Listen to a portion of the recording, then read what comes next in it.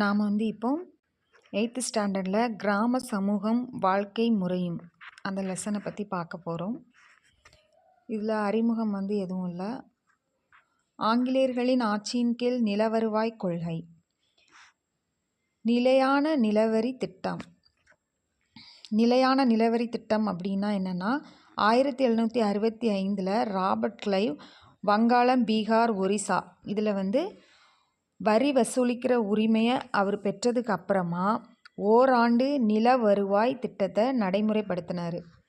அதுக்கப்புறமா Warren Hastings தலைமை ஆளுநராக பதவிக்கு வந்த பின்னாடி ஓராண்டு நிலவருவாய் திட்டத்தை 5 ஆண்டு நிலவருவாய் திட்டமாக மாற்றி திரும்பவும் ஓராண்டு திட்டமாக மாற்றினார். அதுக்கப்புறம் காரன்வாலிஸ் பிரபு தலைமை ஆளுநராக வந்ததுக்கப்புறம் இந்த திட்டம் 10 ஆண்டு நிலவருவாய் திட்டமாக 1793 மாற்றப்பட்டுச்சு. இந்த திட்டம்தான் நிலையான நிலவருவாய் திட்டம் அப்படின்னு அழைக்கப்படுது.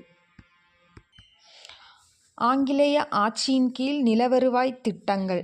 நிலையான நிலவருவாய் திட்டம் யார் உருவாக்குனா? காரன்வாலிஸ் பிரபு. ரயத்வாரி முறை தாமஸ் மன்றோ. மகள்வாரி முறை வில்லியம் பெண்டிங் பிரபு.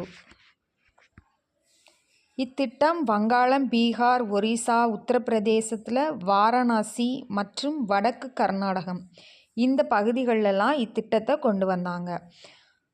இந்தியாவோட மொத்த நிலப்பரப்பில் 19% நிலப்பரப்பில் இந்த திட்டம் நடைமுறைப்படுத்தப்பட்டுச்சு. ஜமீன்தாரி, ஜாகீர்தாரி, மல்குஜாரி மற்றும் பிஸ்வேதாரி இதெல்லாம் இதோட பல பெயர்கள்.